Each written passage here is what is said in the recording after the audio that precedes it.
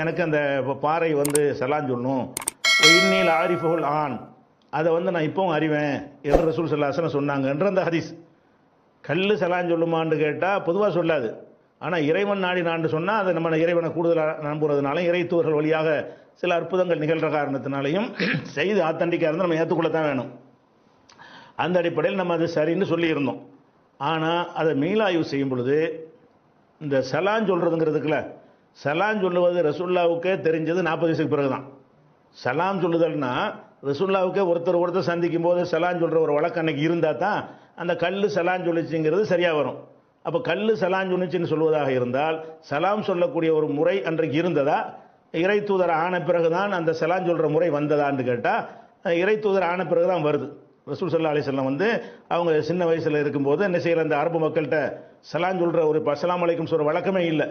வழக்கமே இல்லாத ஒன்றை வந்து அதை சொல்லாது, சொல்கிறதுக்கு வாய்ப்பு இல்லை. அப்போ என்ன புதுசாக இருக்குன்னு தேர்ச்சி போயிருப்பாங்க. இப்போ அந்த வரிசையில் தான் இந்த ஹதீஸையும் மறுக்கிறாங்க. மீள் ஆய்வான் ஏற்கனவே அது அவங்க சொல்கிறாங்க, அந்த வீடியோவில் அவங்க சொல்லி காட்டுறாங்க. இந்த ஹதீஸை பற்றி முன்னால் சில பேர் கேட்டாங்க, கல்லு சலாம் சொல்லுமா, அப்படி வாய்ப்பு இருக்குதா, அந்த சக்தி கல்லுக்கு இருக்குமான்னு என்கிட்ட கேட்டாங்க. அப்போ நான் சொன்னேன், இதெல்லாம் ஆன்மீகம் சம்மந்தப்பட்டது, இறை நேசரில் இது நடக்கும், இறைவன் நாடினால் நடக்கும்னு தான் சொல்லியிருந்தேன். ஆனால் சில பேர் இப்போ சில சந்தேகங்களை வச்சு கேள்வி கேட்குறாங்க. அதை பார்க்கும் பொழுது இந்த ஹதீஸை நாம் ஏற்றுக்கொள்ள முடியாது. இப்போ தான் நமக்கு வருத்தமாக இருக்குது. 4 பேர் சில சந்தேகங்களை எழுப்பி கேள்வி கட்டக்கூடாதா? கேள்வி கட்டலாம் அந்த ஹதீஸே இல்லைன்னு சொல்லி போடுவீங்களா? சந்தேகத்துக்கு கேள்வி கேட்டால் எனக்கு பதில் சொல்லுங்க, இல்லைன்னு தெரியாதுன்னு சொல்லிட்டு போங்க. அவங்க சந்தேகத்தை எழுப்பிட்டாங்கல்ல, அப்படி அது இன்னும் 4 பேர் வந்து ஒரு சந்தேகத்தை எழுப்பாங்க, இன்னொரு அது சந்தேகத்தை எழுப்பி விட்டார்கள். இப்படியே போனால் இப்போ புகார் மிஞ்சுமா? என்ன வேலை பார்க்குறீங்க நீங்கள்? இப்போ இதில் இருந்து ஹதீஸை புரிகிற ஆற்றல் அவர்கள் இல்லை. சொல்லுவாங்க, குர்ஆனை பின்பற்றுவோம், ஹதீஸை பின்பற்றுவோம். நான் சொல்கிறது குர்ஆன் ஹதீஸை புரிஞ்சால் தானே பின்பற்ற முடியும், புரியாமல் எப்படி பின்பற்றுவீங்க நீங்கள்? அப்படி தான் இப்போ ஆகிப்போச்சு. மீளாய்வு இப்போ சொல்ல மீளாய்வு நாங்கள் மறுபடியும் ஆய்வு செஞ்சோம். இப்படி சில பேர் சந்தேகங்கள் கேட்டதுனால பார்த்தாக்கா இது சாத்தியம் இல்லைன்னு தான் வருது. ஏன்னா அரபு மக்களுக்கு மத்தியில் சலாம் சொல்கிற ஒரு பழக்கம் இல்லை, இஸ்லாத்துக்கு தான் வந்தது. அப்போ இஸ்லாத்துக்கு முன்னால் எப்படி கல் சலாம் சொல்லி இருக்கும்? அவங்க ஆய்வு பண்ணுறாங்களாம். நினைக்கிறேங்க வேற ஒரு நோக்கத்தில் வந்திருக்க மாதிரி தெரியுது என்று அவர் எச்சரிக்கை பண்ணுறார். எச்சரிக்கை பண்ணவுடனே அவர் ரசூல்லா கிட்ட வந்துடுறார். அந்த வஹ்பு என்பவர் வந்து ரசூல்லாவுக்கு என்ன செய்கிறாருன்னு கேட்டால், சலான் சொல்லலை, அனீம் சபாஹன் யா முகம்மது, குட் மார்னிங்கிறார். முகமது நல்ல காலை பொழுதாகட்டும்னு சொல்லி அவங்க வந்து அவர் வந்து சலான் சொல்கிறார், அந்த காலத்து முறையில் சொல்கிறார். அப்போ ரசூல்லா சொல்கிறாங்க, அது அப்துல்லா நல்லாஹு ஹைரமின்ஹா, அல்லாஹ் வந்து இதை விட சிறந்தது எங்களுக்கு எல்லாம் மாற்றி தந்துட்டான். இது இப்போ கிடையாது, இந்த குட் மார்னிங்லாம் கிடையாது, இதை விட சிறந்த ஒரு முகமனை அல்லாஹ் வந்து எனக்கு தந்துட்டான்னு சொல்லி என்ன செய்கிறாங்க, ரசூலுல்லாஹ் பதில் சொல்கிறாங்க. அப்போ அதுக்கு முன்னாடி இருந்த அந்த வழக்கம் அதுதான் இருந்தது என்பதும், பிறகு அல்லாஹ் என்ன செய்கிறான், அந்த சலாமை அரபுகள்கிட்ட வழக்கமாகவே இருந்து அதையே ரசூலுல்லாஹ் கண்டினியூ பண்ணாங்கன்னு இருந்தால் தானே கல்லு சலான்னு சொல்லியிருக்கேன். அவங்கள்ட்ட அந்த இதே கிடையாது, இதைத்தான் ரசூலுல்லாஹ் சொல்லிகிட்டு இருந்தாங்க. அல்லாஹ் வந்து பிறகு தான் என்ன செய்கிறான், இஸ்லாத்தை நபி ஆன பிறகு தான் அந்த சலாம் கொடுக்குற வாசகத்தை அல்லாஹ் வஹி மூலமாக சொல்லி கொடுக்குறான். அப்படிங்கிறது ரசூல் ஸல்லல்லாஹு அலைஹி வஸல்லம் என்ன செய்கிறாங்கன்னா சொல்கிறாங்க, அன்னியம் சபாகன்னா திருப்பி அதே மாதிரி பதில் சொல்லாமல் இதை விட சிறந்த அதை எங்களுக்கு தந்துட்டாங்கன்னொன்னே அவர்கிட்ட விசாரிக்க எதுக்கு வந்தேன்னு கேட்க ஒரு ஹதீஸ் சொன்னால் உமேர் இப்னு வஹ்பு, அதில் அவர் சொல்லும்போது வஹ்பு இப்னு உமேர்னு பேரை மாற்றி சொல்லிவிட்டாங்க.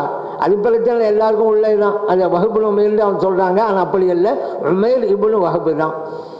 அவர் அந்த காலத்தில் சொல்கிற ஒரு வார்த்தையை கண்மணி நாயகம் ஸல்லல்லாஹு அலைஹி வஸல்லம் அவங்கள பார்த்து சொன்னார், அன் ஐமோ சபாஹன், காலை நல்ல காலை, காலை நல்வாழ்த்துக்கள், அந்த மாதிரி ஒரு வார்த்தை ஸல்லல்லாஹு சொன்னாங்க.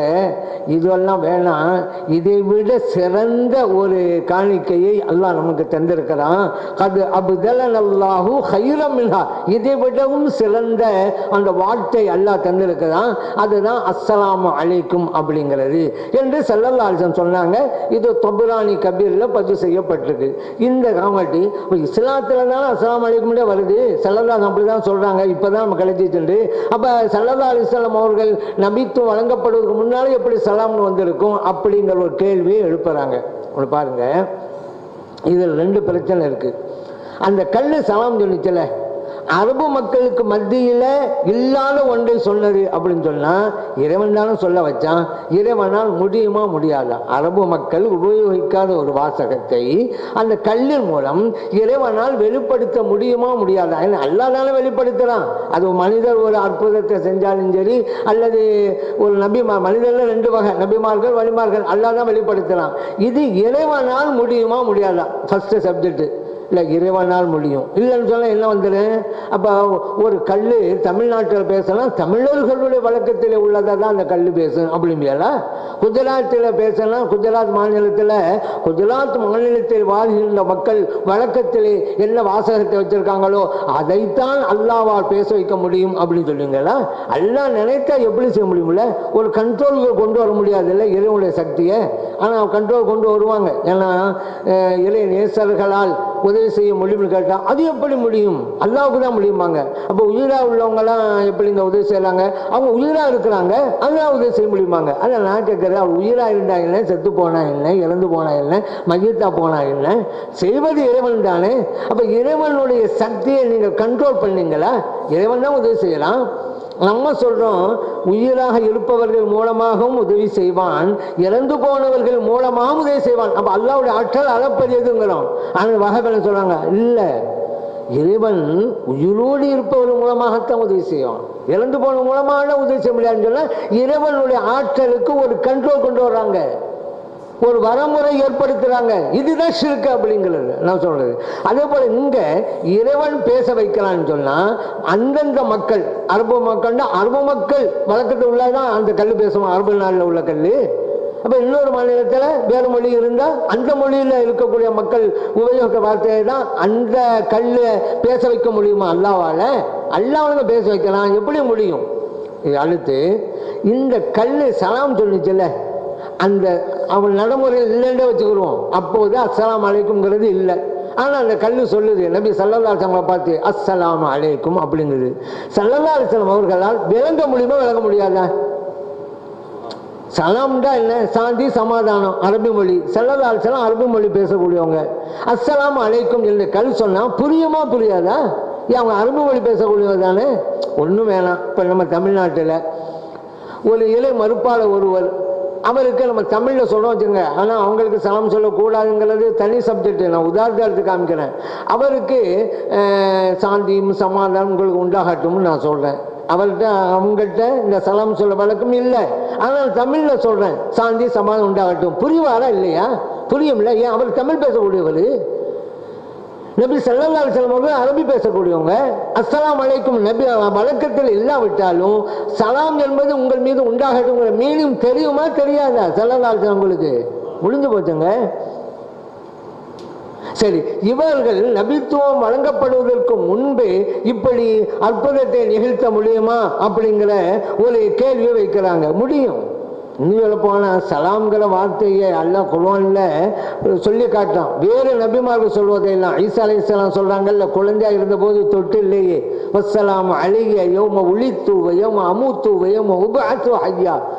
அல்லாஹ்வுடைய அந்த சாந்தி சமாதானம் நான் பிறந்த போதும், நான் மரணிக்கின்ற போதும், நான் ஹயாத்தாக எழுப்பப்பட போதும் எனக்கு உண்டாகட்டும் அப்படிங்கிறாங்க. இப்போ ஒரு ஆள் அங்கிருந்து வந்து அது எப்படி ஈசா அலைஹிஸ்ஸலாம் சொல்லியிருக்க முடியும்? அஸ்ஸலாம்ங்கிறது அரபி வார்த்தையாச்சே. ஈசா அலைஹிஸ்ஸலாம் அரபி மொழி பேசவே இல்லையே, அவங்க சுரியானி பாஷையில் பேசுனாங்க. அப்போ அஸ்ஸலாம்ல எப்படி அவங்க சொல்லியிருக்க முடியும்னு கேட்கலாமா? சலாம் என்பதற்கு எந்த வார்த்தை அவங்க மொழியில் இருக்குதோ அதை பேசியிருப்பாங்க, அவ்வளவுதான். அதே போல குர்ஆன்ல அல்லாஹ் மூசா அலைஹிஸ்ஸலாம் சொல்லி காட்டுறான், வஸ்ஸலாமு அலா மனித்தபஅல் ஹுதா. சலாம் என்பது யார் நேர்வழியில் இருக்கிறாங்களோ அவங்களுக்கு தான். அது எப்படி மூசா அலைஹிஸ்ஸலாம் சொன்னாங்க அஸ்ஸலாம்னு? அவங்க ஹிப்ரு மொழியில பேசினாங்க, அந்த மொழியில சலாம்லாம் கிடையாது. அதனால இந்த ஆயத்தை ஏற்றுக்கொள்ள மாதிரி யாராவது சொல்லுவாங்களா? சரி, சுலைமான் அலைஹிஸ்ஸலாம் கடிதம் எழுதினாங்க பல்கிஸ் அலைஹிஸ்ஸலாத்துக்கு, இன்னஹு மின் சுலைமான் வ இன்னஹு பிஸ்மில்லாஹிர் ரஹ்மானிர் ரஹீம் எழுதுறாங்க. இது சுலைமான் அலைஹிஸ்ஸலாம் அவர்கள் எழுதிய கடிதம். பிஸ்மில்லாஹிர் ரஹ்மானிர் ரஹீம். இப்போ ஒரு ஆள் வர்றாரு, பிஸ்மில்லாஹிர் ரஹ்மானிர் ரஹீம்ங்கிறது அரபி வார்த்தை இல்லைங்க. எப்படி இந்த சுலைமான் அலைஹிஸ்ஸலாம் இது சொல்லியிருக்க முடியும் சொல்றது? அவர் லாங்குவேஜில் பிஸ்மில்லாஹிர் ரஹ்மானிர் ரஹீம் என்பதற்கு என்ன வார்த்தைகளோ அதை வச்சு அவங்க எழுதியிருப்பாங்க. இப்படி தான் ஒவ்வொன்றும் நம்ம புரியுறோம். அதனால அஸ்ஸலாமு அலைக்கும் கல் சொன்னால் அதோடைய மீனிங் நபி ஸல்லல்லாஹு அலைஹி வஸல்லம் அவங்களுக்கு கட்டாயமாக தெரியும். ஏன் அவங்க அரபி மொழி பேசக்கூடியவங்க தான், இதில் ஒரு சப்ஜெக்டே இல்லை. எல்லாம் அல்லாஹ் வந்து காட்டி இருந்தான்னு சொன்னால் நபி ஆகும்போது அதிர்ச்சியில் அடைஞ்சிருக்க மாட்டாங்க. ஜிப்ரீல் வரும்போது இவங்கள தான் எதிர்பார்த்துட்டு இருந்தேன் என்று சொல்கிற மாதிரி அதை வந்து எடுத்திருப்பாங்க. அவங்களுக்கு இது வந்தவன் நான் அதிர்ச்சி அடைஞ்சு என்னன்னு விளங்காமல் இதனுடைய கான்செப்டே விளங்கலை, சலாம்லாம் சொன்னிச்சின்ற அளவுக்கு விளங்கி இருந்தாங்கன்னு சொன்னால் அப்போ இறைவன்கிட்டருந்து அறிஞ்சு இறைவன்கிட்டருந்து செய்தி வருதுன்னு புரிந்து கொள்றதுக்கு வாய்ப்பு இருக்கிறது. இந்த விஷயமே விளங்காமல் வந்து என்ன செய்கிறாங்க, வரக்காங்கிறவர்கிட்ட ஹதிஜா நாயை அழைச்சிக்கிட்டு போகிறாங்க. வரக்கா தான் சொல்கிறாரு, உங்களுக்கு வந்து ஜிப்ரீல் தான் வந்து நாமூஸ் வந்திருக்கிறாரு. நாமூஸ்னா அவங்கள ஜிப்ரீலை நாமூசும்பாங்க. அவர் தான் வந்திருக்கிறாரு, மூசாவுக்கு அவர் தான் வகையை கொண்டு வந்தார், அவர் தான் நீங்கள் பார்த்துருக்குறீங்க, கவலைப்படாதீங்க, பயப்படாதீங்க, உங்களை வந்து ரொம்ப தொல்லைப்படுத்துவாங்க, ஊரை விட்டு வெளியேற்றுவாங்க, அந்த நேரத்தில் நான் இருந்தேன்னு சொன்னால் உங்களுக்கு பக்கபலமாக இருப்பேன்ட்டு இப்படிலாம் சொன்ன பிறகு தான் ரசூலுல்லாவுக்கு நம்ம நபியாக ஆகியிருக்கோங்கிறது உறுதியாகுது. அப்படி இருக்கக்கூடிய நேரத்தில் 40 வயசுக்கு முன்னாடி அந்த அறிகுறிகள்லாம் காட்டி நபிங்கிறக்கூடிய சிம்டம்ஸ் எல்லாம் காட்டினான் என்பதும் என்ன இல்லை. அப்படி இருந்துச்சுன்னா அந்த இதுக்கெல்லாம் பயந்துருக்க மாட்டாங்க. ஜிப்ரீல் வந்தவுடனே சரி அல்லாஹ் தான் நமக்கு தூதர் ஆக்கியிருக்கிறானே, முன்னாடி நமக்கு எல்லாம் இதெல்லாம் காட்டி தந்திருக்கிறானே அப்படின்னு நினைத்திருப்பார். இதெல்லாம் வச்சு பார்க்கும் பொழுது அந்த செய்தியில் வந்து பிழை இருக்குது, அப்படி வாய்ப்பு இல்லை. நபி ஆகிறதுக்கு முன்னாடி வந்து அந்த சலாம் சொல்கிற ஒரு வழிமுறையே கிடையாது, அல்ல பிந்தி தான் அதை மாற்றி கொடுத்தான், அந்த மக்கள்கிட்ட அந்த வழக்கம் இருந்தது கிடையாது என்று இந்த தபரானி ஹதீஸில் இருந்து வழங்குகிறது. அதே மாதிரி ஆதம் அலைஹிஸ்ஸலாமுடைய ஹதீஸில் இருந்து நம்ம என்ன செய்கிறது, அது வகையில் நல்லா அறிவித்து கொடுத்தது தானே, அது விளங்குகிறது. அதனால் அந்த கருத்தை நம்ம மாற்றிக்கொள்கிறோம். அந்த ஹதீஸ் வந்து ஒரு ஏற்புடைய ஹதீஸ் அல்ல என்றதை நம்ம என்ன செய்கிறோம், தெரிவிச்சுக்கிறோம்.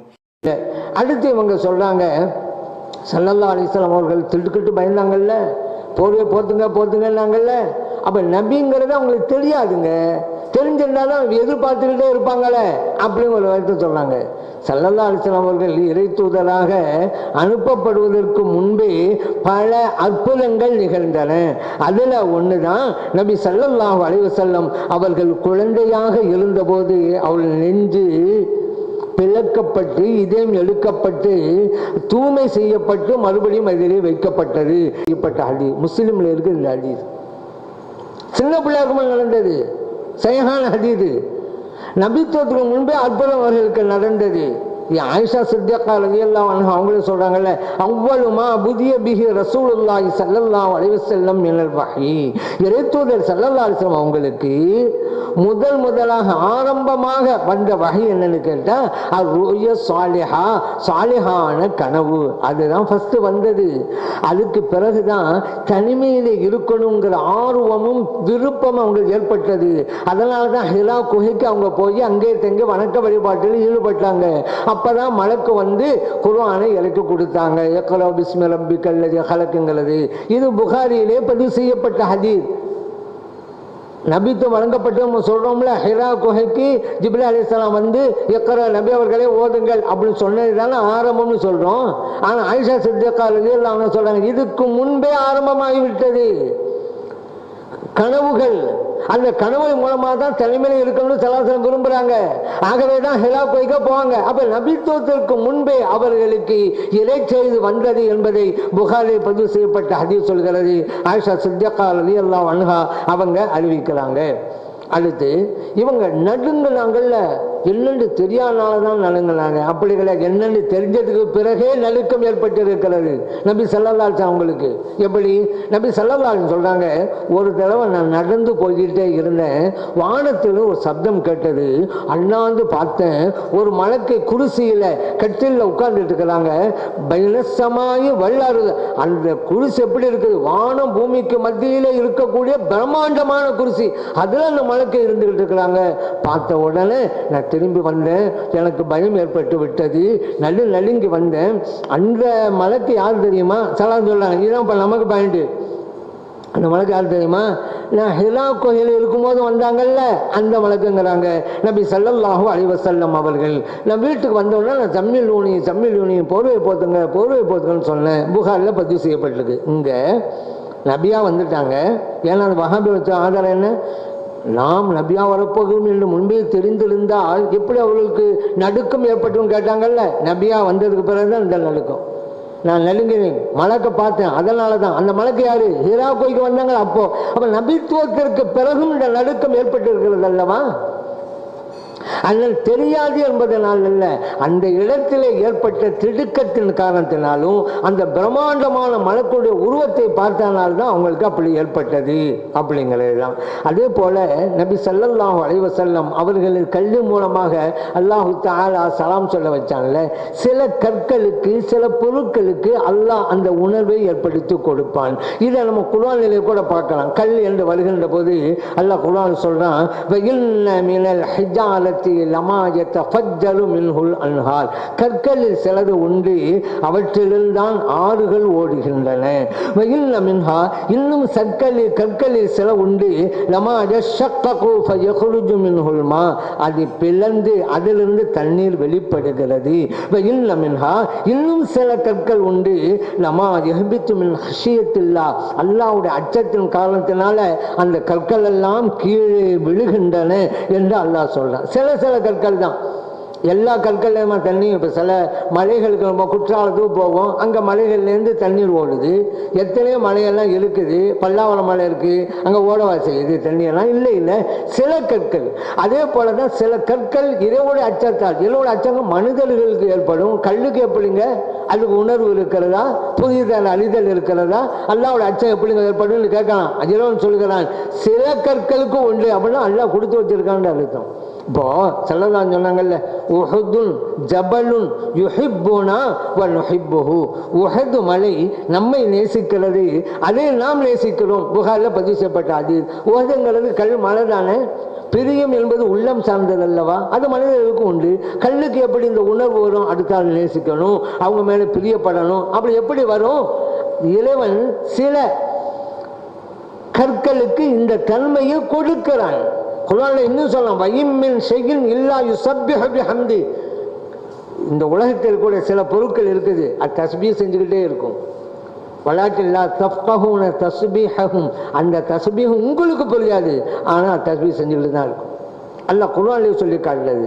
இப்படி எல்லாம் இருக்கிறது. இதை இவங்க அப்துல்லா இப்னு மஸ்ஊத் ரலியல்லாஹு அன்ஹு அவங்களே சொல்றாங்களே, குன்னா நஸ்மஉ தஸ்பீஹத் தாம், சாப்பிடுவோங்க, சாப்பிடும்போது அந்த உணவு தஸ்பீஹ் செய்யும். யூக்கல், சாப்பிடப்படும் போது அது தஸ்பீஹ் செய்யும், நாங்க கேட்போங்கிறாங்க. அப்துல்லா இப்னு மஸ்ஊத் ரலியல்லாஹு அன்ஹு அவர்கள் புகாரில் பதிவு செய்யப்பட்ட ஹதீஸ். தஸ்பீஹ் செய்யுது சில பேருக்கு கேட்கும், இவங்க என்ன நபியா? அப்துல்லா மஸ்ஊத் ரலியல்லாஹு அன்ஹு கேட்குறாங்கல்ல, அல்லாஹ் கேட்க வைக்கிறாங்க. இதுவெல்லாம் சில பொருட்களுக்கு அல்லாஹ் கொடுக்கிற ஆற்றல், உணர்வுகள் என்பதை நாம் அறிந்து கொள்ள வேண்டும். இப்படி பல பொருட்களை நம்ம உதாரணத்துக்கு சொல்ல வரலாம். இதுவே போதுமான ஒன்று என்பதால் இத்தோடு நான் முடிக்கிறேன்.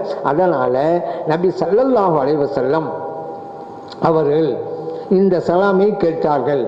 அல்லாஹ் வெளிப்படுத்தினான். அல்லாஹ்வால முடியும். அரபு கட்ட பழக்கத்தில் இருக்கு, பழக்கத்தில் இல்லை. அல்லாஹ்வால முடியும். அல்லாஹ் தான் பேச வைக்கலாம். அந்த கல்லை முடிஞ்சு போச்சு. அந்த கல்ல அரபியில தான் சொல்லுது. அரபி வழக்கத்தில் அஸ்ஸலாமு அலைக்கும் இருக்குதோ இல்லையோ, அஸ்ஸலாமு அலைக்கும் நபி ஸல்லல்லாஹு அலைஹி வஸல்லம் அந்த மீனிங் பிரியும். ஏன்னா அந்த இஸ்லாத்துல தான் அந்த சலாம் வந்தது என்று இருந்தால் கூட அஸ்ஸலாமு அலைக்கும் கூடிய அந்த அழுத்தம் அவர்களுக்கு புரியும் என்பதனால இதில் எந்த விதமான இடையூறோ தடையோ கிடையாது புரிவதற்கு. ஆகவே இந்த ஹதீஸை நாங்கள் ஒப்புக்கொள்ள மாட்டோம் என்று இவர்கள் சொல்வது கொஞ்சம் கூட பொருந்தாது என்பதை நான் உங்கள் கவனத்திற்கு கொண்டு